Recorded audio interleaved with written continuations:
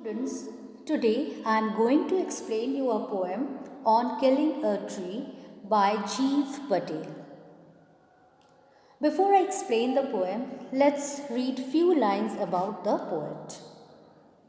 Jeev Patel is an Indian poet, playwright, painter as well as a practicing physician. He belongs to a group of writers who have subscribed themselves to the Green Movement, which is involved in an effort to protect the environment. His poems speak of deep concern for nature and expose man's cruelty to it. Let us discuss the theme of the poem. In this poem, the poet created an ironic statement about killing a tree. He means its opposite. He wanted to create a kind of awareness in our minds that trees are living beings just like others. He criticized us as we destroy all the trees for agriculture, urbanization, and industrialization. We always strike them, but they take all kinds of attacks and wounds in their stride, but refuse to die. And they always helps us to preserve our environment so that we can prevent the certain disaster of our planet. Now I will explain you stanza wise. It takes much time to kill a tree. Not a simple zab of the knife will do it.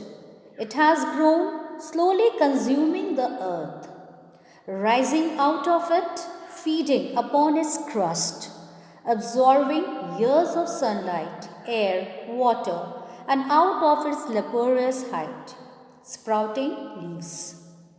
Zab means sudden, rough blow. Laborious height means discolored bark.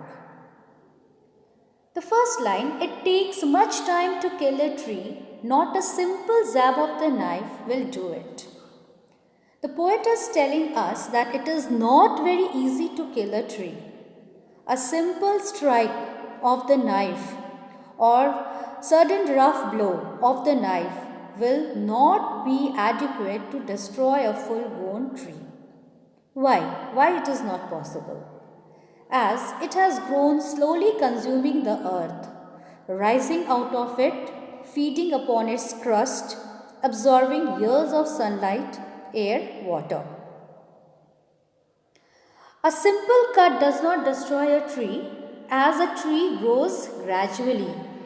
It is rooted in the soil. A plant takes nutrition from the soil to grow into a big tree. The tree is firmly bound with the soil. It takes in sunlight, water, and air to grow into a strong trunk and have numerous leaves. Over here, and out of its laborious height, the poet has personified the bark of the tree by calling it a laborious height. The leaves are seen to be growing on its branches. Over here, sprouting leaves that have several layers of tough and protective shield, also called the bark of the tree. In next stanza, so hack and chop, but this alone won't do it. Not so much pain will do it.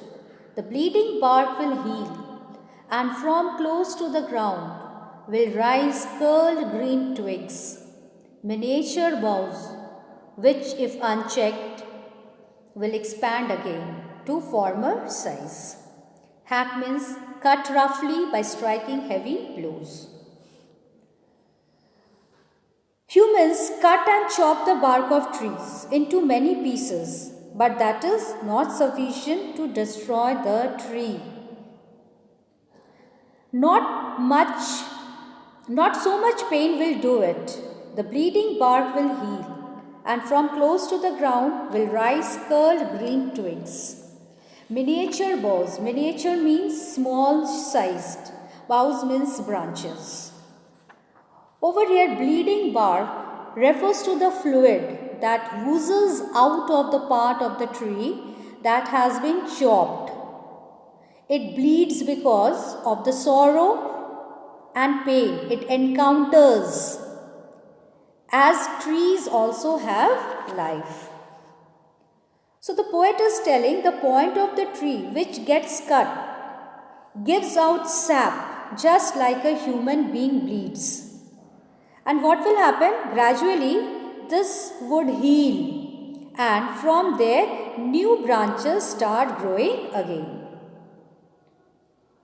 Over here, he warns man that if it is not checked, it will grow into a big tree back to its former size. Former size means as it was earlier, once again. Next stanza. No, the root is to be pulled out of the anchoring earth. It is to be roped, tied and pulled out, snapped out or pulled out entirely, out from the earth cave, and the strength of the tree exposed. The source white and wet, the most sensitive hidden for years inside the earth. Anchoring earth means trees are held securely with the help of the roots in the earth, and snapped out means chopped out. The first word over here, no, means that the tree is not dead after being cut. It will slowly grow again as its roots are deep in the earth. In this stanza, the poet says that in order to kill the tree, it has to be uprooted. The roots is to be pulled out of the anchoring earth. One has to separate the tree from the earth which supports it. The roots of the trees bind the tree with the soil in the pit of the earth. Out from the earth cave, we have to take out the entire root from the earth cave. From there, the most sensitive and the hidden part of the tree, the roots have been to be detached. The roots are white in color and are damp. Over here, the source white and wet. White and wet over here means the roots of the tree. The roots are being protected by Mother Earth from the human being, so that the humans are unable to kill the tree. Okay, in the last stanza, then the matter of scorching and choking in sun and air, browning, hardening, twisting, withering, and then it is done. Scorching and choking means the drying up of the tree after being uprooted. In the stanza, after the tree is uprooted, the poet says the next matter to be considered is how to burn it, dry it up in the sun and air. Then it then goes through the stages of losing its luster and becoming brown and lifeless. Its softness and tenderness is replaced by hardness. The unfortunate thing then crumbles and withers away to nothingness. The destruction is complete. All this finally kills the tree. So students, I hope you have understood the poem. Now I will be dealing with the poetic device. First is enjambment. When one sentence continues into two or more lines. For example, not a simple jab of the knife. The sentence is not complete. It will continue in the next line. Will do it. It has grown, slowly consuming the earth. Next is rising out of it.